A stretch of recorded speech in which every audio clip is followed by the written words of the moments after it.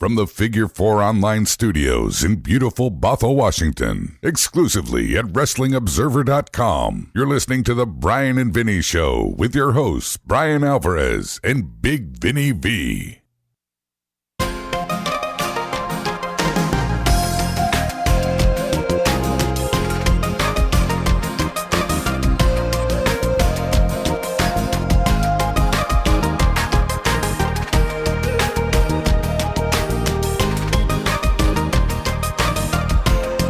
Doing over there? My foot got caught in the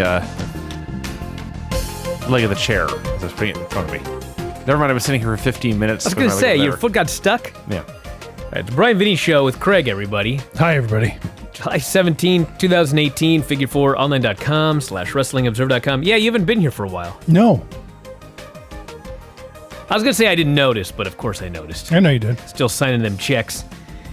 Got a lot to get into here today. Retro, Raw and Nitro. 19 years ago this week. What's that face for, Vinny? Don't think I can't see you. I know you can see me. I can see you right here. You can see Craig, too. I can see everybody.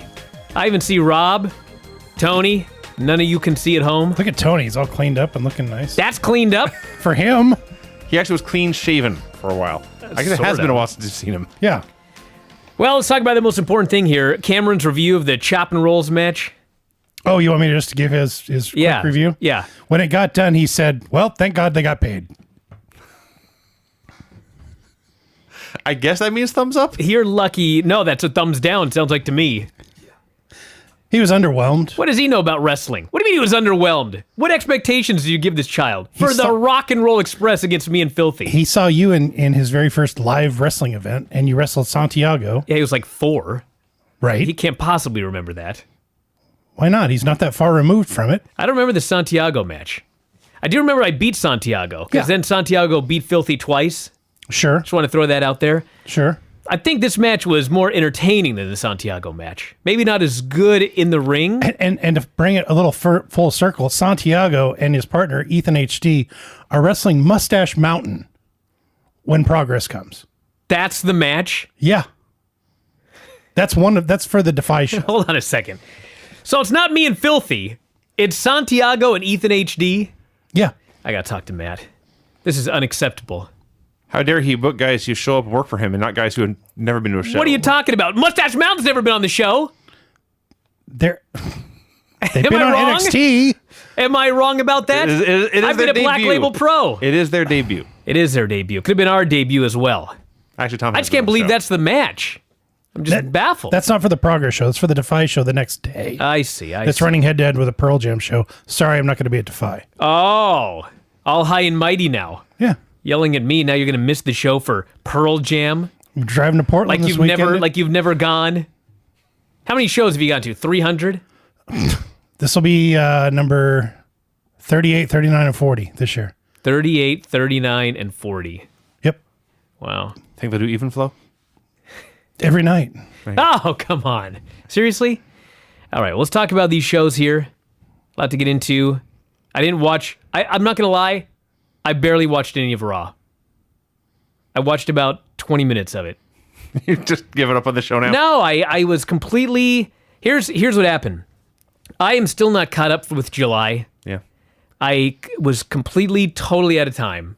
I thought I can watch all of Nitro and part of Raw.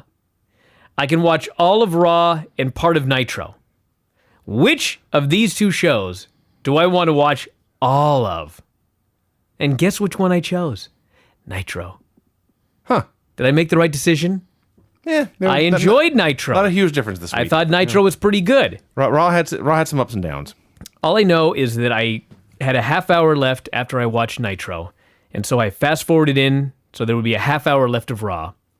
Nitro ends with a disqualification in the main event, and the very first thing I see is a 1-minute match that ended in a disqualification, and I almost was like, I'm not going to even watch any more of this show. I'm sick of this show. There were a lot of 1-minute matches on Raw. Fuck! With shit finishes up and down the show.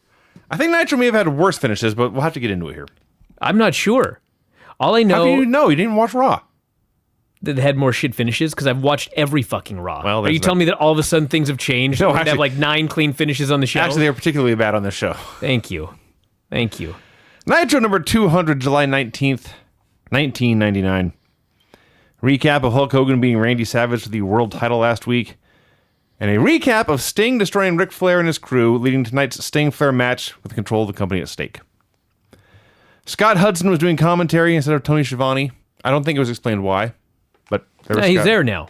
He's just okay. He did a really good job. Yeah. This is what my patience is like here nowadays. He's doing a very good job. I'm happy as a clam. And then during the Vampiro match, he mentions that there was a stiff kick. Yeah. And I was done with him. That's where my patience is nowadays. You say one stupid thing as a commentator, I never want to hear you again. His big thing, Scott's on this show, was he was doing what Eric Bischoff was last week, which is don't leave a second of dead air. Pathological fear of dead air. Whenever anyone stopped in a promo to breathe in or collect their thoughts, he'd have to say something to fill that space. Yes. Video recap of Ric Flair becoming president and going crazy, leading up to tonight's match with Sting. And no, you're not hallucinating. I did just say the same thing twice because it aired twice. Sid comes out for a promo. Takes a long time to get down to that ring. He was getting a lot of heat. This was a hot show, hot crowd. It was a hot crowd. Yeah. He gestures for silence and patiently waits for it. Finally. Stop right there. This guy is Sid Vicious, otherwise known as Psycho Sid. Yeah. He's a crazy man. He's a psychopath. He's a madman.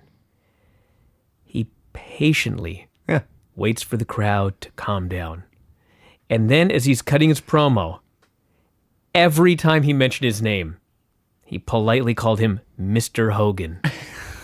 Every time.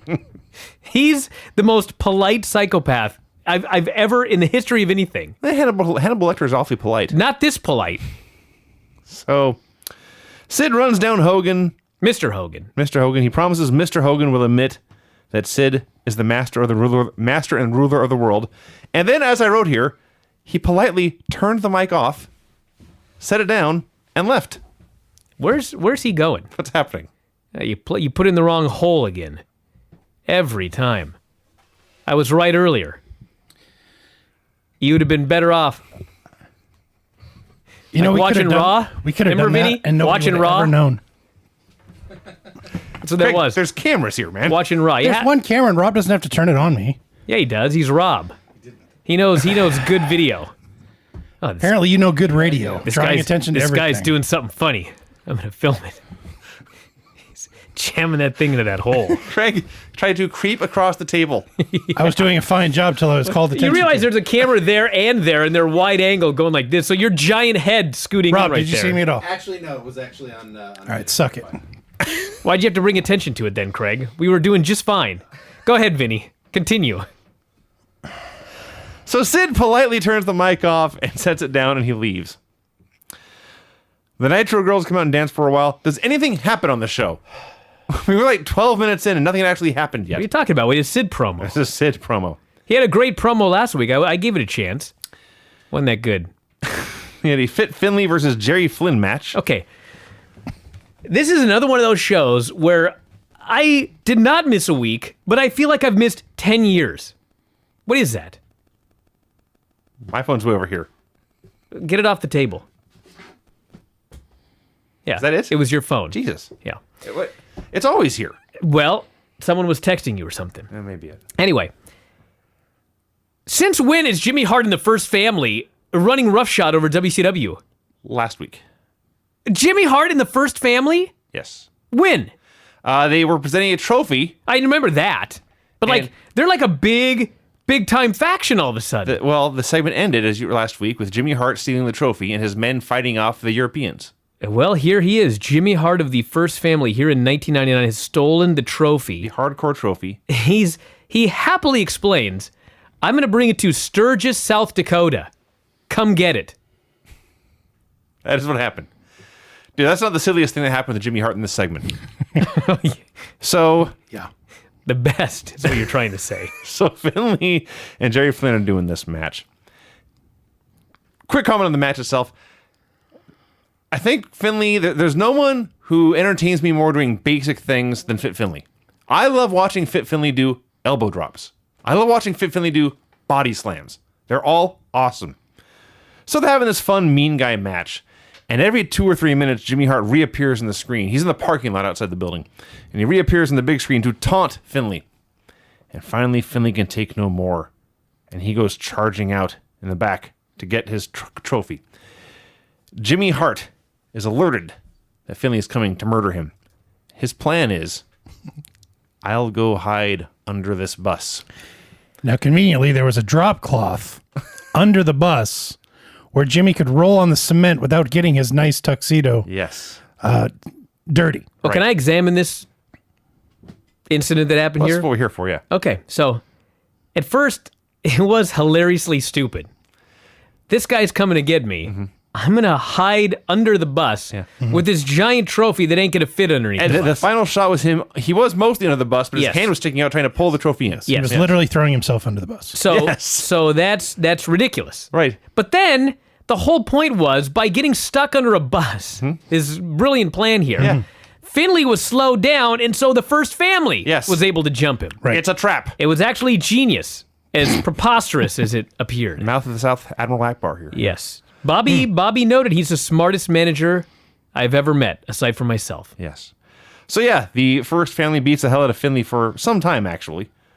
And suddenly, they just jump to the next segment. They don't fade to black. They don't go to commercial. There's no breakup. The beating is still going on, and suddenly here's Lenny and Lodi with no shirts, Yeah. sitting at a table with J.J. Dillon. They're having a contract discussion, and they show up shirtless. Yes, for their business negotiations. Sure. Because as it turns out, Lenny and Lodi's contracts have expired. And it's up to J.J. Dillon to determine whether or not they will remain employed. This was a hell of a negotiation, I might add. Nothing about, you guys haven't done jack shit. You've lose barely all the been on time. TV. Yeah. We're paying you hundreds of thousands of dollars to do nothing. JJ's big deal is your signature's weird. That's what he said. We never found out why it was weird. No. Like, were there hearts on it? Maybe. So he asked them how long they thought they could get away with this. Like he wouldn't figure it out. He says, I'm not in the closet or something like that. Yes, that's exactly what he said. And then the big reveal is, we all know you guys are brothers. And that's it. They've Yeah. been brothers this whole time. No, Vinny. No, you're confused. Gay brothers? Weird. JJ Dillon thinks they're brothers, but they are gay. Aha! Because when you watched it, you could see them getting more and more nervous. And then when he finally says you're brothers, they're like, I did miss this. yes. So the storyline That, is that actually makes me happy because what they're doing as a gay couple is fine. Yes. If they were brothers, it'd be very creepy. well, yeah. Yeah, so they're gay, but everyone, including the idiot announcers, thinks they are in fact brothers. I see. Which begs the question, how do they sign these contracts? Lenny and Lodi Lane? I suppose. So they signed the new contracts. They are still employed. Thank goodness. Mean Gene brings out Hogan for Mr. Hogan for a promo. Thank you. And Hogan, he was Hogan. He said, I'll beat Sid tonight. I'll beat Kevin Nash at Sturgis. Cut a babyface promo. He figured it was time to turn his life around. This isn't his first time around the block. He knew he'd win that title. The big dogs were going to come after him. Roman Reigns shout out here in 1999. And he says, Sid has one part of the whole equation wrong. I was like, I want to see Sid's equation. That's what I'd like to see. The Big Bang Theory starring Sid. Yeah, he vowed Sid would be vowing that Hogan was the man. Please show your work, Mr. Sid. Sid. Yes. Sting Flair hype video. No, you're not misremembering things. They aired the exact same video a third time now in this show. Tonight's video. Lodi versus Norman Smiley. Fuck As I wrote here, this match. every bit as shitty as you would expect. Lodi is so lucky they re-signed before this fucking match. Yes. Because if J.J. Dillon would have seen this, it's terrible. Like, I'm sure that Norman Smiley's a nice guy. This is 19 years later. This dude's a trainer at the Performance Center. I watched this match and like, are you fucking kidding me? This match was terrible. The finish, he either fucked it up twice or it looked like it was fucked up. Either way, don't do that. And ICP's in the building, they announced. Randomly. The only thing I can say in Norman's defense, it looked like he was working as slow as possible so as not to outpace Lodi, but he couldn't do it. Norman at his slowest speed was still too fast for Lodi to keep up with. I was going to make a comment about the Rock and Roll Express, but they had more speed than both of us in that match. I imagine they did. Saturday night, now that I think about it. Yeah. So this did in fact suck, and they did fuck up the finish horribly twice. The wacky roll up into a submission, they just ended up randomly in the ropes. So Norman did a wacky roll up into a pin instead. And Lenny and Lodi were so broken up by this loss that they danced with Norman afterwards. They did the big wiggle. I think it was by themselves. Norman left. Norman kind of started with them, and then they weirded him out. He left them to wiggle with each other. That's what happened, yes. For the fourth fucking time in 40 minutes, we saw this goddamn Sting Flair video. What is happening? Do they think millions of people are tuning in every quarter hour, multiple times per quarter hour to watch this show? At last we had the match, so I was at least sure I would not have to see that video again. Anyone time this? I did not know. I'm guessing it was around 7 or 8 minutes. I believe Dave said 8 minutes, but this felt like it went at least 15. Am I wrong? It felt that way. It was a good match, though. It was a good match, but like they had a match and then a bunch of shit happened, and then they kept going. Yes, this may be the problem. he may have called the match. He may have called the match when the bullshit started. I see, but it didn't officially end for several minutes after that. Yes, that's possible. So there was bullshit before the match started. Charles Robinson is the hand-picked ref of Ric Flair, so Sting grabs him and kills him with a Scorpion Death Drop. Now, Flair is the president of the company. If you attack his hand-picked ref, shouldn't that be a DQ? Well, I presume it was before the match. It was, but well, then Flair's in charge. He is in charge, but for this point. So another ref comes in, and if you're gonna go that far, Vinny, then why wasn't this a match where Sting was blindfolded and handcuffed? I don't know. Okay. So the other ref came down, and then he got bumped several times too. And finally, Arn takes the ref out. Sting takes out Arn. Sid attacks Sting. And this all feels like a finish, and Flair puts him in the figure four, and you're thinking one way or another, they're going to finish this off right now. No, it went like 5 minutes after that. Asia gets involved. The ref Another ref bump. For the third time in this match alone, and Sting puts Flair in the Scorpion, and Eric Bischoff... Can we talk about that very quickly? Flair does this every time. Sting lays him on his back. He straddles his legs. He puts one foot in the middle. He crosses the legs over, and Flair rolls right to his stomach. Flair's on his stomach. Sting hasn't even stepped over him yet. See. He turned over like an hour early. And Sting, like the guy turned over, but Sting's like, I'm gonna fucking play to the crowd. You turn over if you want. And he looks around. Hey! Flair's on his stomach selling, and Sting's just standing over him. And finally Sting steps over the guy. It's Sting and Flair. So, the ref is out. Sting is a Scorpion. Bischoff hits the ring. He's at the announce desk. He hits the ring, and he calls for the bell. No one rings the bell. He calls for the bell. No one rings it. He calls and calls and calls. A minute goes by. There was another finish earlier in the afternoon, and I guess nobody told the bell ringer. And there was so much bullshit going on that the bell ringer had no idea what was going on. And so Eric just goes like this, and he just sat there. And Eric's like, ring the bell! He just sat there. Eric's screaming at this guy to ring the bell. And finally the guy rings the bell. Nitro. It's kind of weird to see Sting, the babyface, attack Asia. Gave her the Stinger Splash. She went after him first. Okay. It was 99, dude. It was 90. Well, it was 99. It's Asia. She's bigger than most of the dudes anyway. Sure, not bigger than Sting though. Not bigger than Sting, but he whips her into the corner, and he looked at the fans, and the fans said, "Go for it." All these fans wanted in the 90s was for women to get beat up. Yeah. That was the entire story of ECW. Well, that's also true. This had phenomenal heat. It did. It really did. Yes. And then Sid comes out. He wipes out Sting. He powerbombs Eric, and Hogan God, arrives. did he powerbomb that guy? Sid, powerbombed 100 dudes. This one, instead of like, most powerbombs are straight vertical with the guy in front of you and basically he's crotch in your face, he lifts Eric up over like onto his shoulder, almost drops him. They're like behind him and then throws him down. Yeah, sucked to be Eric. I thought that segment was great, despite all of the bullshit that we witnessed. There's a very short list of bad Sting Flair segments. This was not one of them. I don't think there's ever been one. I can't think of one. It'd be hard to... There may never have been one. Got to mention something, by the way, before we go into Rick Steiner versus Horace, which sunk this show for a while. Fucking terrible. Coming after what we just saw. Like, literally the first thing that happens is people chant boring. Anyway, That's too much credit. A lot of talk over the years that in those final years of World Championship Wrestling, Bobby Heenan was drunk doing commentary. Seem to recall that, yes. Yeah, no. At the time, I never noticed this. I mean, part of it was I didn't start drinking until I was 30, so maybe I just didn't recognize a drunk guy on commentary.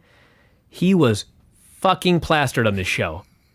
He was so drunk on this show. He's slurring his words. Now, the one good thing about Bobby Heenan being drunk is, boy, did he love this show. He's a happy drunk. He's so into this show. He's talking about Eddie Guerrero being his favorite wrestler. Yeah. He's into every segment. He's like screaming at big spots. He's going crazy. It's like, fuck, the guy should drink every week. Like, what are people upset about? It's a fucking big improvement over the usual shitty commentary. But yeah, he was plastered. Well, Rick Steiner fought Horace. Terrible. It was no good. So they're brawling on the floor. And Horace wants to use a chair. So he tells the ref, go check the time. That ref walks over to the corner of the ringside area. He talks to the timekeeper, and they must not have seen each other in at least 10 years because they had a long conversation. They got reunited, man. Two old friends. So Horace is hitting him with his chair over and over again. Maybe he felt he should get the time in every time zone. Could be, yeah. He throws Rick in the ring. Now Rick takes the ref, and he has a chair as well. Nash runs out and lays out Horace and throws him into the ring. Steiner hits the diving bulldog for the win. Now I see in my notes here, I have repeatedly referred to Horace as Hogan and Hulk Hogan as Horace. So, well, you're half right. You can see how much attention I was paying. Horace is Hogan. So, but Hogan is true. not Horace. That is true. So Hulk Hogan comes out with a mic. His third appearance on the show so far. We're like an hour and 10 minutes in. He's been on the show 3 times. So he confronts Nash and says, I called you on the phone, brother. You said it was business. But this looks like it's personal. Beat up Horace. Yeah, his nephew. It's very personal. None of the announcers said this, but we know. And Nash says, it's business, and it's real personal. No, first he goes, looks like I lied. Those are his exact words. Like, yeah. I don't have the foggiest idea what's going on with Hogan and Nash now. They were feuding. They were buddies. They were in cahoots to fool all the fans. They've been buddies the whole time. Then now Hogan's back and now they're enemies. I don't know why. Dude, when Nash just randomly showed up on this show as a heel, again, it was like, how many fucking shows did I miss? This guy was a top babyface a week ago. Yeah. Now he's the top heel. Yes. Solely, I guess, because Hulk Hogan is back and he's a heel and they're feuding. Or he's a babyface and they're feuding. Makes sense. I guess. Stupid is what it is. Eddie Guerrero in Psychosis. It was fine. Eddie's put on like 20 pounds of sheer muscle. Eddie's been lifting weights, taking Sure. supplements, yes. Nobody really cared. Psychosis would just do a big move, pick him up, do another move. Then Eddie comes back, hits a spinning backbreaker thing, and the frog splash, and he wins. Viano 5 and La Parka run out and attack Eddie. Ray Jr. makes a save. They clear the ring, and Ray and Eddie have a stare down, and eventually they shake hands. This was good shit I wrote. Yeah. I must have liked it. They mentioned during this match that Arliss is here. Yes. Yeah. First off, not whatever his real name is. Robert Arliss. something, yes. Robert Wool. Robert Wool. Arliss. Robert Wool. Yeah, the character. The character is here. For those of you who don't recall. Playing the character. Yeah, the character from an HBO fictional show was on Nitro as a fictional character. And boy, was that the shittiest segment of all time later on. Yep. Stevie Ray tells the other B-teamers to watch his back while he deals with some fruit booties. I can't believe that every time I had to write Arliss, I had to put the dollar signs in. I couldn't not. For a report that nobody's going to read except me. Why do I even remember that? Crush. I never Because watched the show. It's the only person named Arliss in the history of the world, and so you That's- assume everyone spells it that way. That's probably true, yeah. So Crush wants to know if Stevie Ray is still NWO Black and White or if Harlem Heat's back together. And it suddenly hit me here. We're in July of 1999 watching these shows. Bash at the Beach, when Hogan was the third man, was June 96. We are now going on year 4 of the NWO. It has been 3 full years, and this stupid thing is still going on with no end in sight. Speaking of Arliss, in Wheel of Fortune, you get to choose your letters, and there are certain letters that are more common than others. In this entire room, there's 5 grown men in this room. There's only one guy that has an S in his name. Huh. I was thinking about it if I had an S, I could turn it into a $sign for a gimmick, you know what I mean? And I was like, I don't. Your daughter can. Then I thought about Vinny, and then I thought about Craig. I was like, what the fuck, Tony? Good thing Rob was here. It's a pretty common letter, S. There's an S in Rob? Wanska! Okay. I was talking first and last names. See. Now you just revealed his identity to the world. I apologize for the spam and junk mail you're about to get. Canyon versus Stevie Ray. Dude, Canyon tried so fucking hard. A little too hard, if you ask me. He He's tried a really bad wrestler, man. and Stevie is fucking horrific. Stevie is a parody of a pro wrestler. He would do something very basic, like a shoulder tackle. No. Most people parodying pro wrestlers are at least funny, or they can do something right. Oh, I don't know. I laughed. He cannot do anything right. He would do something very rudimentary, like a shoulder tackle where the other guy fell down and he did not. And then he would celebrate. Ah! And he'd go like this, and there would be as many cheers in the building as there are in the studio, which is none. I may have gotten a louder pop than Stevie did. So this goes on for a bit, and eventually the Jersey dudes try to interfere. The timing is all sorts of fucked up. So here's what happened. Stevie hits his pedigree. As he's rolling Canyon over, Paige and Bigelow are already coming into the ring. And Stevie makes a cover, and they're right there, but this is the finish. So, gentlemen, just stand there and wait for the referee to do his job and count 3. Oh, the referee, you say? Who was the referee? Nick fucking Patrick. I don't see how this could be his fault. Okay, so he's over here, okay? Yeah. The move gets hit. This fucking guy can't just drop down right there and count. He has to run all the way around the ring. He literally goes all the way around the ring. He drops all the way down. He lays on his side like he always does. And then, I guess just to prove that Starrcade, whatever, 1, 2, 3. Fucking Dallas Page is standing there over him with his arm up like this to drop an elbow, waiting. He's levitating in midair. Finally, Patrick hits a 3 and DDP's hits this fucking guy. Patrick cannot do anything right. That's fair. And he's been around forever. He grew up in the business. Now, granted, DDP probably got in the ring a little too early. Oh, yes. But when you're the ref... All you have to do is stay on the floor until the 3 count. Not even that. When you're the ref and you see that the guy's in a little early... fucking run and count. Don't meander your way on over there and I'm going to make sure this is a full 3-second count and not 1 split second shorter. So they beat him up until Booker T made the save. Arliss is on the show. He is at the announce desk. He's plugging the WCW guys appearing on his show. He's sure to point out that all the other channels won't have these guys on. NBC won't have them, CBS won't have them, but HBO is brave enough to put the WCW guys on TV. That was the key. When he first started, he's talking about how these other channels won't have WCW on.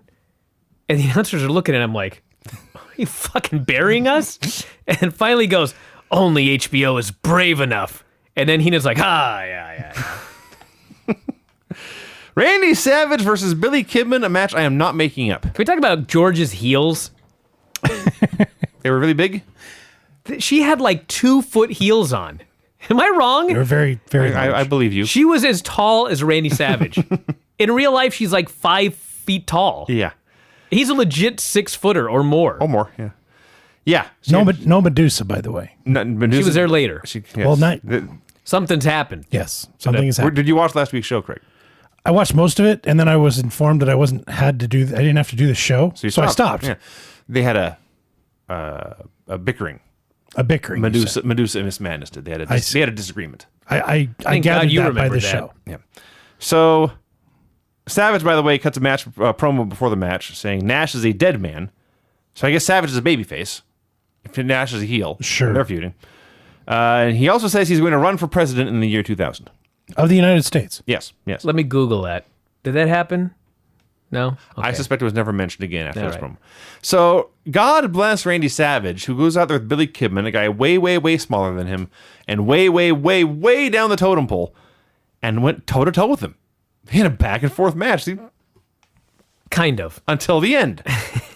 This was the funniest match because I felt like he didn't give him anything, but at the same time, he gave him a ton of spots. I see. Does that make sense? That makes total sense. I actually. keep looking around, and the women are trying to interfere but get thwarted over and over again. Mm-hmm. But like in between that, he's just killing the guy.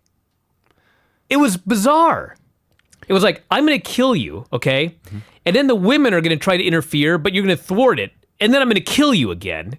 Well, I didn't say toe-to-toe. I did not say he gave him the whole match. It was just weird. I did like Randy Savage choking him with Slim Jims. Hey. I did pop for that. Yes. I ain't gonna lie. So finally, Savage catches him with a pile driver, a body slam, and the big elbow for... I don't know why they couldn't do this for the finish, but he pulls Kidman up at 2. Very important to have a DQ. We don't want to hurt Kidman. Savage punches out the ref, hits another elbow, and who should make the save but Dennis Rodman? Excuse me, Dennis Rodman? The Worm, Dennis Rodman, yes. Dennis Rodman came out wearing this outfit that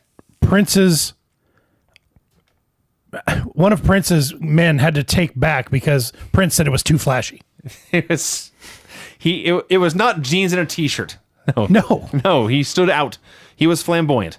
They were also in Illinois, so of course he was beloved. And he comes out. He attacks Savage. Arliss hits the ring to talk to Rodman. Now Gene's in the ring interviewing Arliss and Dennis Rodman. Technically, at this point, the match was still going on. There was no bell.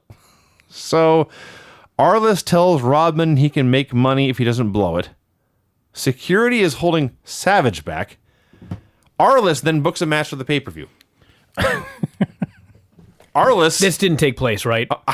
I don't think so. As I recall... I gotta find out. As I recall, what was the company that was doing the shows in Australia after WCW died? Yeah, I don't remember. I think Savage and Rodman did a main event on one of those. Oh, my God. So apparently Arliss knew it was... No, it did happen. What? They fucking went 11 minutes. When? It rode wild. Oh, well, I was wrong. It happened there. Happened much earlier. I gotta watch that. Why? Dude, when Arliss was trying to put that match together, I was like, this is just some bullshit. You know what I mean? Mm-hmm. Like, he's just playing a character because they're on HBO. They're not really setting this match up. Because I was just thinking about it. Savage can barely move. Mm-hmm. He dropped that elbow on Kidman. He could barely get up afterwards. And I just thought, this sounds like the most horrific match you could possibly put together. There's no way Rodman Savage could be good. Now I find out they went 11 minutes on this pay-per-view. I have to watch In a this. singles match. So, yeah, Arliss gets this match booked. Now, Savage threatens to make Rodman his bitch, to which Rodman responds by presenting himself. Yes. Suddenly, Medusa's in the ring brawling with Miss Madness. Actually, it wasn't. She was in the ring, but she couldn't get to Miss Madness. There were so many other people. There were so many other Yeah. people, so she was kind of like stalking him. She was merely about. Yes. With It's like, biding her time. There's Medusa. Yeah. Oh, now she's attacking. So Medusa and Miss Madness have a brawl that is 1,000 times more intense than Randy Savage versus Dennis Rodman. Right. Eventually, security stops holding the men apart. Rodman just saunters off. Savage disappears, and the security dudes are fighting to keep the women separate. And it ended. Yeah. This is where I started really losing my interest in this show. There was a lot going on in this segment. I forgot Mostly about it. with Dennis's outfit. I watched this show and drove here, and I'd forgotten most of that by the time I arrived. Okay, so I got the Observer Road Wild 1999 review. So let's see what Dave gave that match. Anybody want to make a prediction? I'm predicting minus a star. I'll be a little more optimistic and say a half star. Randy Savage pinned Dennis Rodman in 11 minutes and 30 seconds. Rodman was the only one the crowd saw as a star. He's talking on the whole show. Sure. Here in Sturgis. He gave it $1.25. Oh, there you go. Yeah. Now you're even more intrigued. I have to see this. I have to. If only there was a way we could watch this. A lot of it was brawling backstage, so they pre-filmed a lot of it. I see. That probably helped. Should we go on, or are you... They can go on. Okay. Conan versus Vampiro. So last week, they're doing this big match. A dream match in Mexico. Saw this. I got one more thing I have to say. I knew I should have waited. The main event, Hulk Hogan, Kevin Nash, dud. Yeah? Rodman and Savage had a better match. Significantly. than Hulk Hogan and Kevin Nash. I have zero doubt of that, actually. Wow. The only one who could move at this point was Rodman. Which, by the way, we'll find out was a loser must retire match. Oh. Yeah. Huh. At Road Wild 1999. All right. I'm shutting the window here, so go ahead. Mm-hmm. So last week, they have what would have been a dream match in Mexico 3 or 4 years earlier in the opener on Nitro. And apparently nobody clued Vampiro in that you can't use chairs on the outside in WCW. And he got disqualified in what appeared to not be the planned finish. So here, a week later, they do the big rematch. They wrestle for a minute, and the insane clown posse hits the ring for the DQ. Still going strong, baby. 19 years later. And it appears that Raven is with them. Raven is with them now, although Raven's smart enough to stand on the apron and smirk. I have virtually no memory of this period, but I will say the crew of Raven, ICP, and Vampiro That is what it is. sounds awesome. It does. How can they fuck this up? As I recall, Raven leaves soon and is replaced by the Great Muda. What? Yeah, I swear to God. I promise. I'm so turning the corner. I got to rewrite this book. WCW is way more entertaining. And WWF sucks. This fucking period.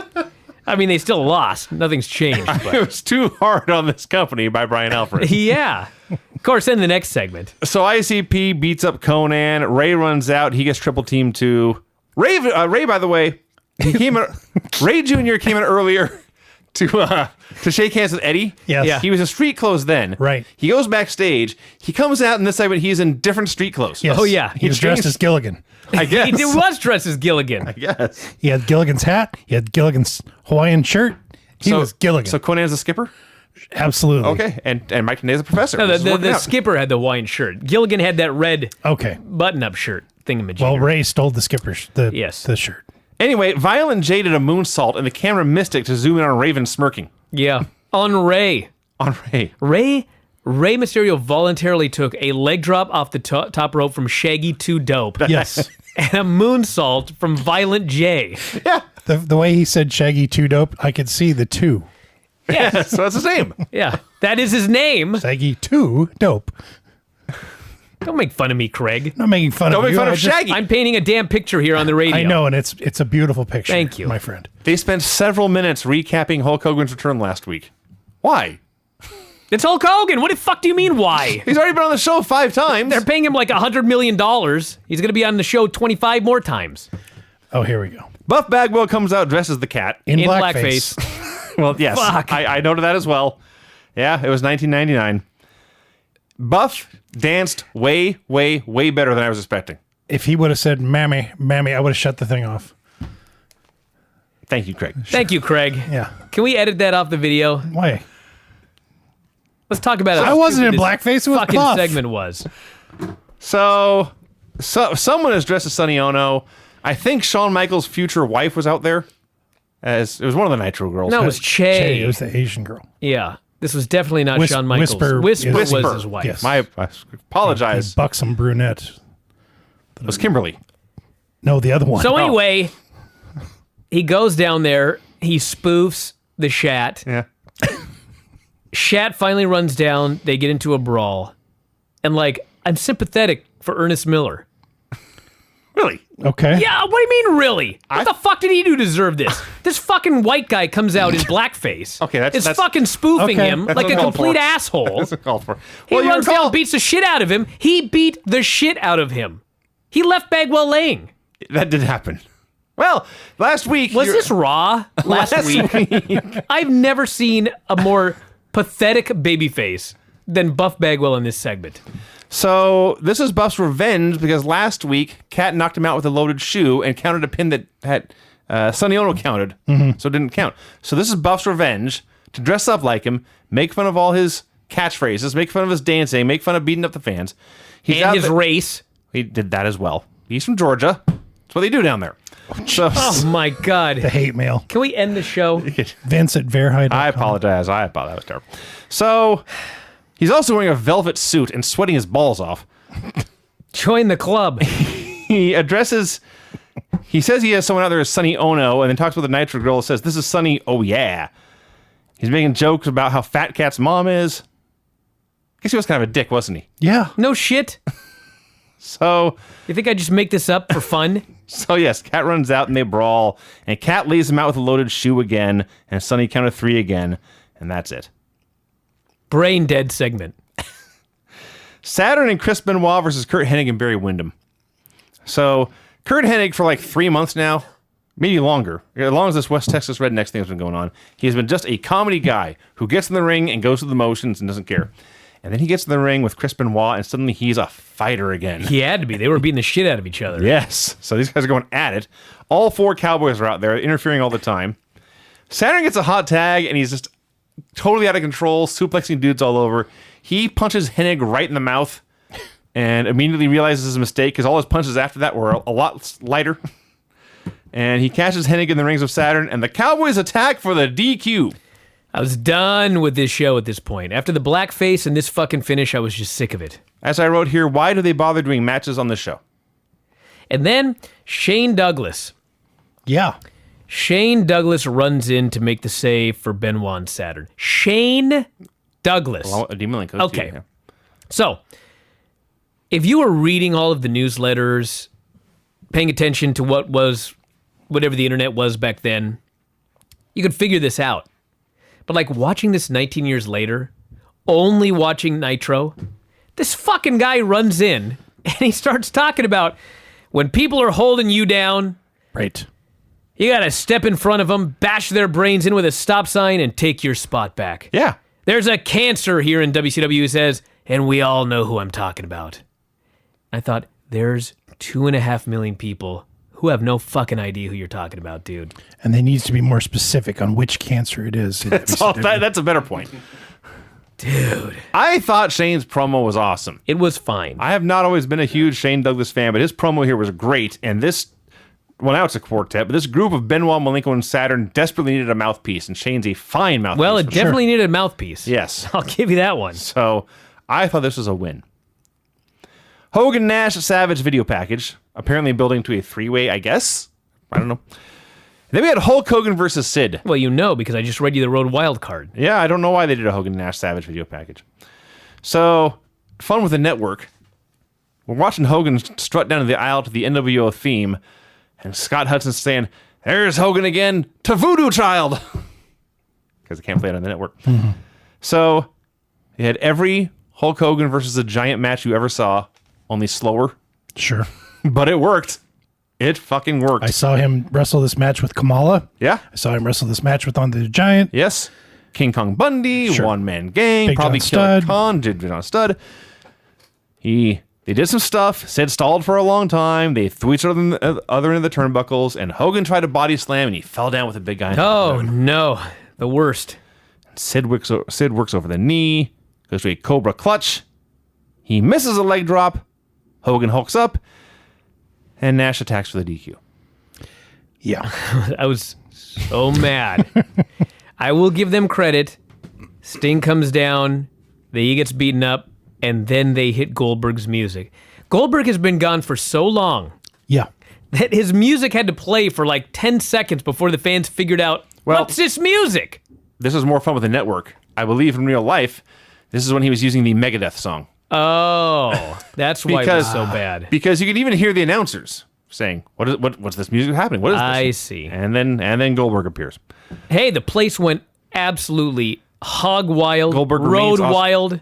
When Ape Goldberg shit for this guy. picked up the very large Rick Steiner and easily pressed him over his head and left him up there, That's impressive. like he forgot. He's a big, strong, scary dude. And so the show ended with Hogan, Sting, and Goldberg, who have been fighting each other for years. Now they are suddenly all buddy-buddy. And they're standing in the ring and having to stare down with the completely bizarre trio of Kevin Nash, Sid, and Rick Steiner. And I don't know when the payoff for that was. Well, I'm sure it was probably supposed to be Scott Steiner, but his back's all messed up. I guess that'd be less weird. I just love that Goldberg runs down. He's killing everybody. He's press slamming dudes and everything like that. And the fans are going crazy for Goldberg. So Hogan turns to the ref and goes, "Raise my arm, brother." The ref raises his arm as everyone's cheering. I was like, you are incredible. He's the man. You're incredible. He's the man. This felt like a hot product. It did, actually. It got massacred by Raw. Massacred. I looked it up. It was 6.25 to 3.5. Almost double. Yeah, it's almost double Raw's current rating, I might add. That also is Here true. in 2018. Yikes. Brian, we haven't done this in a while, but do you have my music? I sure do. The finishes on this show were no finish due to both guys running to the parking lot. Clean pin. Submission after shenanigans. Pin after shenanigans. Clean pin. Pin after shenanigans. And here we go. No finish due to worm. DQ due to juggalos. DQ due to cowboys. DQ due to big sexy. Sounds fucking awesome. Sure.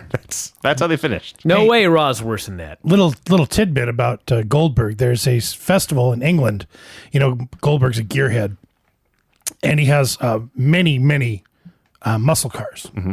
So he took one of his vintage racers up to the Lord Goodwood Festival, and it's basically you race up Lord Goodwood's driveway, which is a couple miles.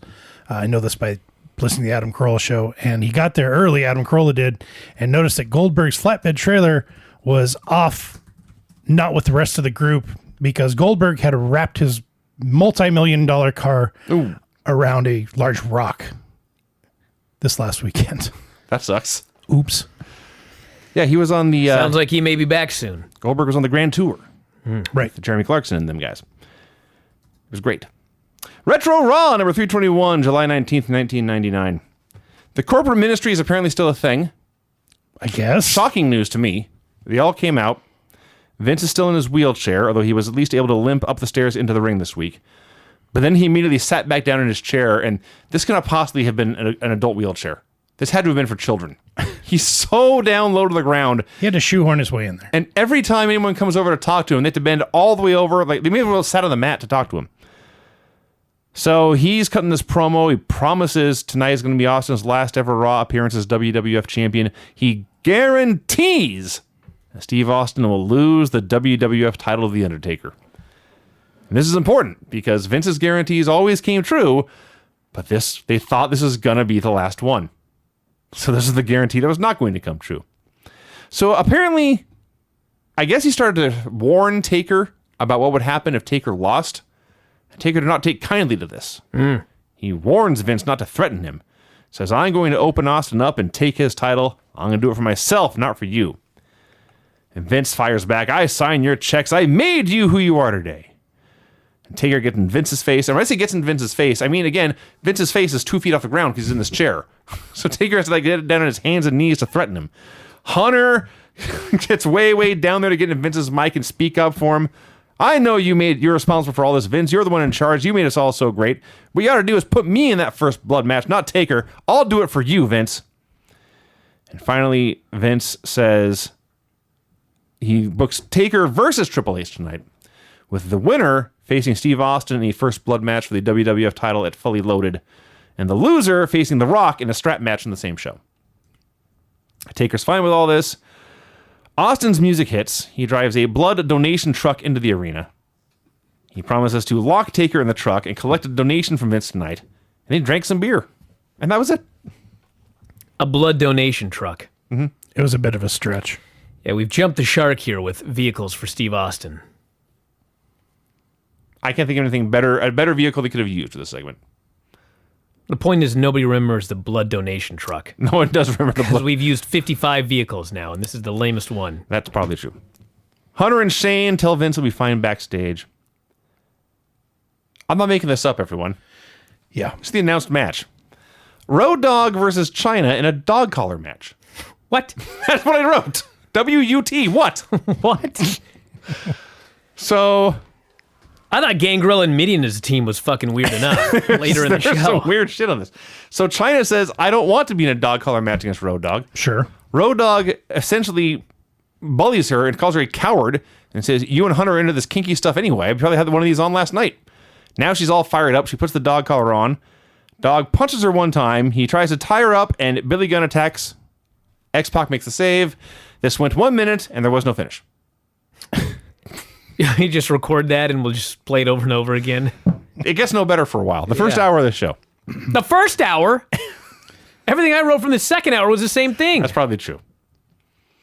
There's a knock on Vince's door, and he panics. But it's just the Mean Street Posse. So Shane and the Posse hit the ring for a promo. These guys. Shane says, I am here to apologize to Stephanie for knocking her out with an elbow last week. I saw the clips of this, thank God. He calls her out to I the can ring. play along. Calls her out to the ring.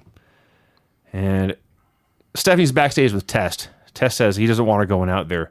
She says, look, he's my brother. I promise everything will be okay. And she goes down to the ring alone. Never mind that this brother spent like 3 months tormenting and torturing her across the country, but... And elbowed the shit out of her last time they were in the ring together. Yeah. So Shane, he did apologize. He did say, I apologize for what happened last week, but it's all Test's fault. He starts running her down. Says, what we ought to do is dump that loser Test and give another chance to this fine man, Joey Abs. Joey Abs. So Joey makes his case. Doesn't go well. Steph wants nothing to do with Shane or Joey. And finally, she slaps him, tells him to keep... He's like running his fingers through her hair. She slaps him, tells him to keep his hands to herself, tells Shane and all his friends to stay out of her life. And she's storming to the back, and Shane is ranting and going off. He says, I try to do it the nice way. Now we're going to do things my way, and we're going to make sure we do things my way for your happiness, Steph. I cannot believe I'm about to say this. Uh-oh. Shane and Stephanie were both awesome here. They were. So that may have And never you know what I noticed? before or since, but they were both great here. I don't know what this means, but when Stephanie has to be an out-of-her-mind crazy person, She's Right. much more believable. she's great.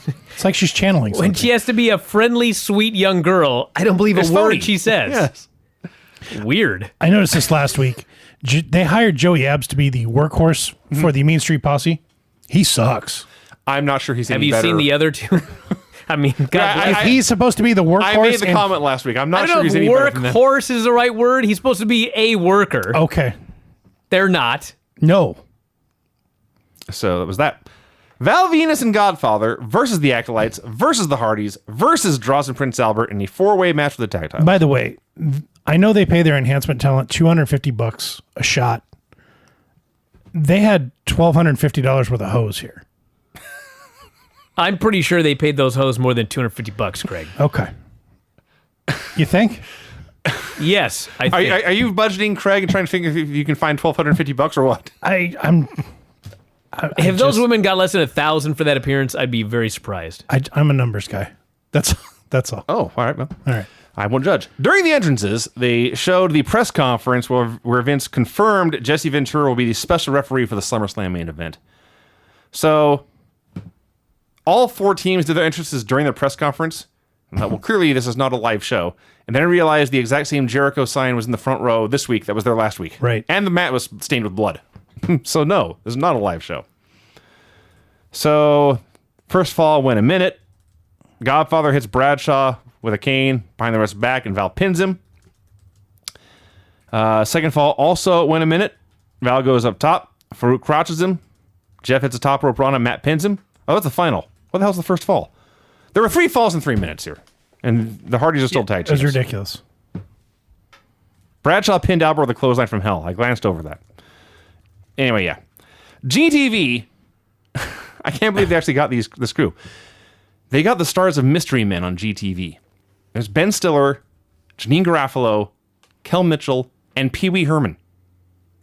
And they're talking about Steve Austin and Deborah, and Ben Stiller starts perving on Deborah's breasts. He's going crazy about it. And Janine Garofalo is right there talking about, she thinks they're actual legit puppies, like she's working in an animal shelter. And then Ben Stiller is the only one in these skits smart enough to see a camera. And he goes to it and takes it down, and that's that. Including the wrestlers from Yeah. the last few weeks. Stuff's amazing. It is. It actually To was look amazing. back on, yeah. Jeff Jarrett and Deborah come out for a promo. Jerry Lawler had shown up late, Kevin Kelly was doing the commentary for the first half hour of the show or whatever. Much better as a commentator than Lawler was. So Jarrett warns Austin to stay out of his way. That's it, right? Anything else of note happen You know here? how funny it is to not watch the show, And then but get a listen note. to you like I'm in a production meeting, And try to keep you're track of it Vince all? Russo explaining everything that's going to happen on the show. We should rotate who doesn't watch a show each week. Yeah, everyone's begging for that job. And by rotate, I mean I'll do it every week. Jeff Jarrett versus Christian. So the Brood is broken up, Sure. but they don't know what to do with Edge and Christian. So Christian has his own vampire entrance that is different than Gangrel's vampire entrance.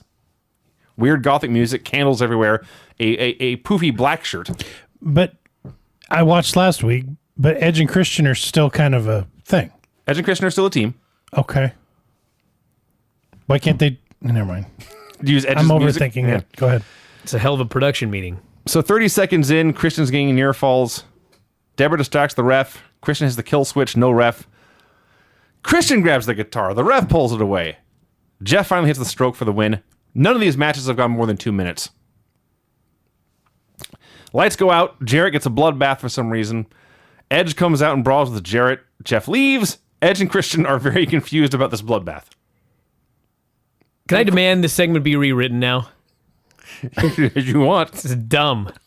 So stupid. There was literally a 2-second shot of the Rock walking backstage. Yeah. I prefer the walk. The walk rocking. Yeah, hell of a character. I could have done that. You're round and hollowed Gimmick out. is you never run. I see. I was talking about the cooking I accoutrement. see. I meant Show him walking for his bus as it drives off in the distance. Try and walk the ropes. exactly. Yeah. Hunter tells Chyna to take care of business while he looks after Vince. Jarrett cuts a backstage promo threatening Edge for Fully Loaded. So Jarrett's feuding with Austin and Edge. Yes. Okay. I don't know why he thinks he's feuding with Austin. Well, Austin beat him up. Last week, Yeah, destroyed him. he beats up everybody. Yes. Well, Jarrett's going to fight back. I see. Well, I mean, Austin is going to marry his wife, right? Or his valet. I think it's his wife. but Yeah, sure. valet. Rock versus Billy Gunn. This match got some time. I don't know, 5 minutes. Sure. Finally. People are head over heels in love with Rock. So even I'll though say. they did nothing, but it was still a lot of fun because it had great heat. So Rock makes a comeback. Chyna takes the ref. Billy bumps into Chyna. Rock hits the rock bottom. Massive ovation. Goes to the people's elbow. Chyna hits him with a chair. Billy follows the fame asser, and Billy Gunn pins the Rock. That happened. Excuse me. Yeah. Billy Gunn William Gunn. Yes. pinned Mr. the Ass Man. Mr. Ass, Pinned the Rock. one of the Smoking Guns, pinned the Rock. Well, he is the Royal Rumble winner. King of the Ring winner. King of the Ring, I'm sorry. The other guy's the Rock. Understood. Your argument is invalid. Understood. Hunter sucks up to Vince for a while. Al Snow versus the Big Boss Man. Oh, thank God. What? No, I missed it. Oh, Yeah. No one has ever responded to Al Snow versus Big Boss Man thank God by it's Al saying, Snow. "Oh, thank God!" before. Oh, thank God. I didn't watch this. this was better than the thing they did last week. It was. The hardcore extreme nightgown. I'm not saying it was worse. I'm saying they whatever were both match. horrible. So at the end of last week, Albert drove a spike into Head. Right. So Al is now going crazier than ever because Head has a spike in it. Yes. So the mannequin head hurts. So Al is hearing voices. I hate this. And his head hurts, much like Brian rubbing his temples right now. So Al immediately he goes to the announcers and rants about whatever. He starts throwing weapons into the ring.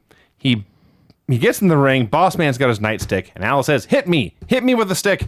And Boss Man does. The bell rings. I honestly don't know if that was to start the match or end it.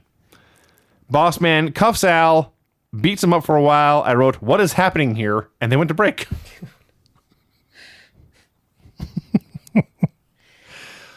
There was a 3-second shot of Vince checking his watch backstage. This is where I picked up.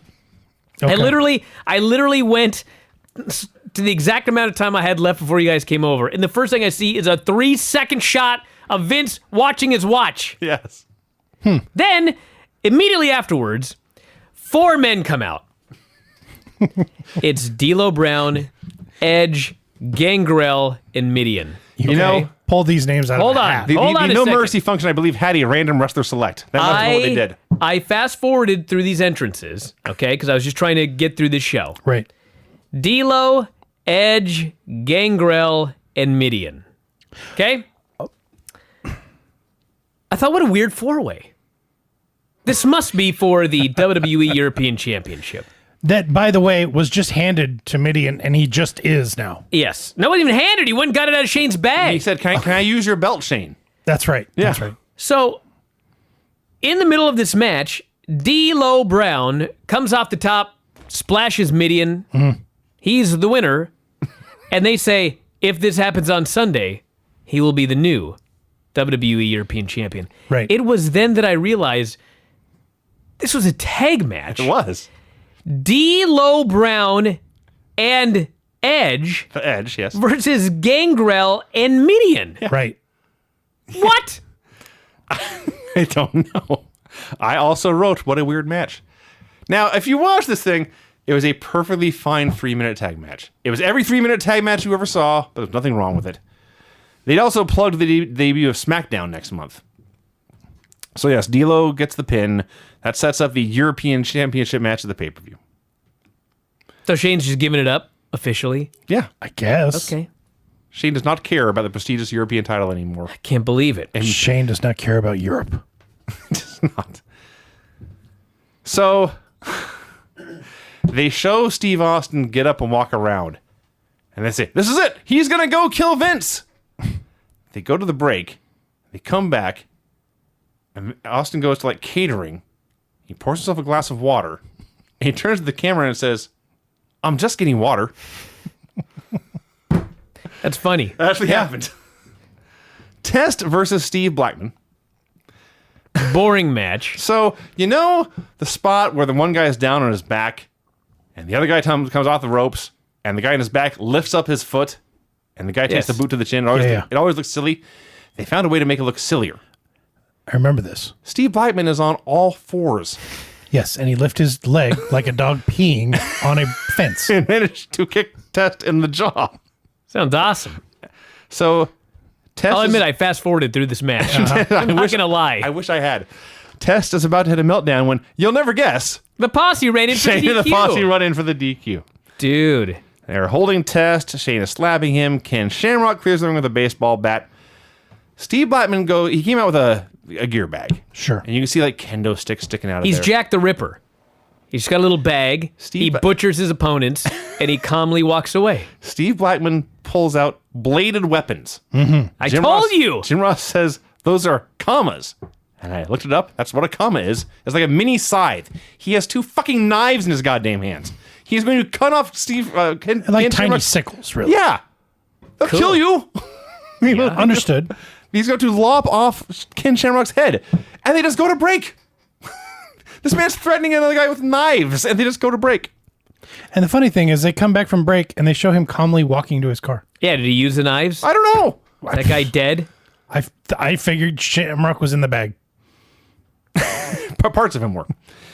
Undertaker's walking around. The Millennium gets here in 500 some hours. Steve Blackman leaves. God, 500 hours. That's a long time. 500 hours of Raw to get to Chris Jericho. Well, fortunately, it's real time, so we only have to. It's only about Oh, 400. I see. Thank God. Okay. All right. That's a little better. It's only 450 hours of whatever. Big Show and Hardcore Holly versus X-Pac and Kane. Okay, so I fucking hated this. I abhorred this until the very end when it actually became really awesome. That's fair. That's fair. I got to give him credit. So, X-Pac and Kane have been having troubles. X-Pac is mad at Kane for being in cahoots with his brother, The Undertaker. So X-Pac tells Kane, his tag team partner, to leave. But Kane says, I'm not going to leave, but I'll get out of your way. I'm going to go fight with the Big Show. They tried to recap all of this of what had happened on Heat. It was impossible. So Kane's brawling on the floor with both of the bad guys. Out comes The Undertaker. He hits a chokeslam on X-Pac. Not a DQ. Street fight. It was a street fight? Yes. All right. That's news to me. Let's see. Taker attacks Big Show and Holly with stairs. Not a DQ. Taker and Kane go to leave together. And then Kane stops. He turns. He doesn't know what happened to X-Pac, but he knows his buddy X-Pac is down in the ring and might be hurt. And he goes to check on X-Pac, much to the Undertaker's dismay. Undertaker goes to get Kane, puts his hand on Kane's shoulder and says, "Leave him. It's over." And Taker and Kane turn, and Kane is reluctant, but he trusts his brother. Taker says to leave him be, I'm going to leave him be. And then the production truck chooses to replay the chokeslam Undertaker did to X-Pac moments ago. This guy's in trouble. He knows it. He knows he's been caught red-handed. Huge grimace on his face. Kane, the wheels are turning in his big red head. He watches the video. Taker's laying out X-Pac. Turns around. X-Pac's dead.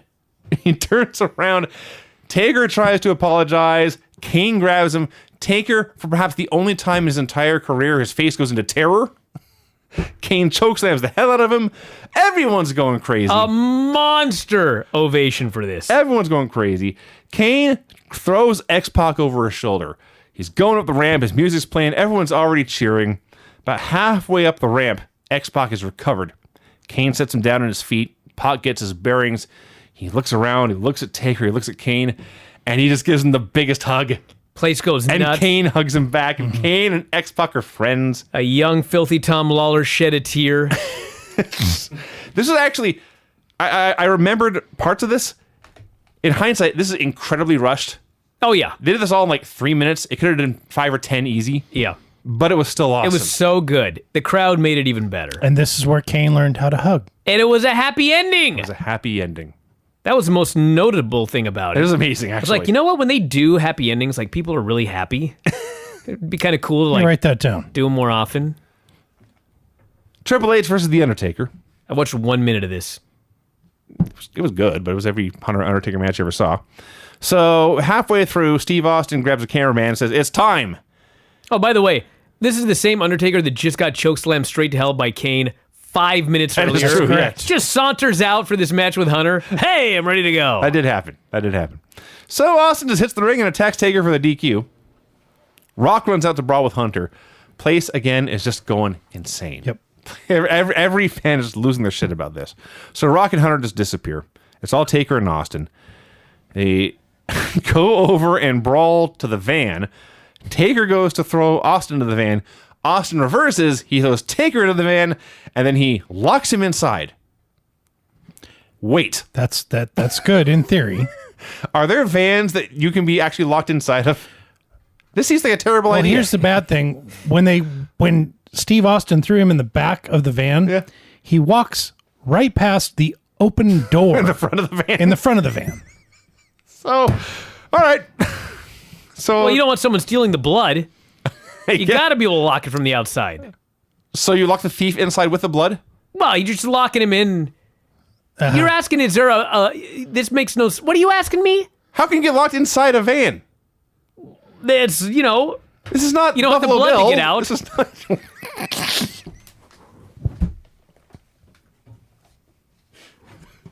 You know what, Brian? I hadn't thought of that. You don't want the blood to get out. Right. What a waste that would be if the blood escaped. They could all start communicating and form a plan. And The last thing we need is delinquent blood running the streets. I'm delirious with heat. So Austin goes to the ring. Hadn't thought of that. He gets his Smoking Skulls belt. He's very happy. Then he realizes Vince Where'd is... that come from? I don't know. he got it last week, didn't he? No. He wanted Vince to bring and Vince never did. Yeah. I just right. realized that. Where'd that belt come Taker from? had it last Taker week. had it, yeah. I Because see. Taker hit him with it last week. I guess Taker brought it out with him this week. Okay. I don't remember. But that was In the driver's seat of the Bloodmobile? We could ask the blood, I hood guess. ornament. So Austin goes after Vince. Vince is in his wheelchair. Austin just punches him once, then lays him out with a belt. Vince gags his blood everywhere. Hit a gusher. He did, actually. And Vince, I didn't know what Austin signed, because he signed the contract last week, didn't he? No, he never signed it. Oh, well, No, only Taker did. he returned the favor here, signing the contract in Vince's blood. I like that. Played off the week before. Yeah. Actually, something that made sense from week to week that they didn't forget about. Yes. Never I don't showed see that a lot. They never showed the attorney gingerly taking the paperwork and Putting on No. rubber gloves. And yeah. So Paul Bearer breaks Undertaker out of the truck with the blood. And now Undertaker's in the ring. He's beating up Austin. Now Austin's bleeding too. There's blood everywhere. There's blood everywhere. Shouldn't have opened up that bloodmobile. It's not. Got out. So Taker destroys him, and the last shot of this is the Undertaker's music is playing. He's standing there with a belt. He's the only one not bleeding. Meanwhile, down on the ground, lying almost on top of each other, are Vince McMahon, bloody as hell, and Steve Austin, also bleeding, both destroyed. And I thought, this was, at the time, planned to be the very last Vince McMahon, Steve Austin segment on Raw ever. Yeah. What a perfect finish. Yeah. They destroyed each other. Yep. There was no winner and no loser. They're both done.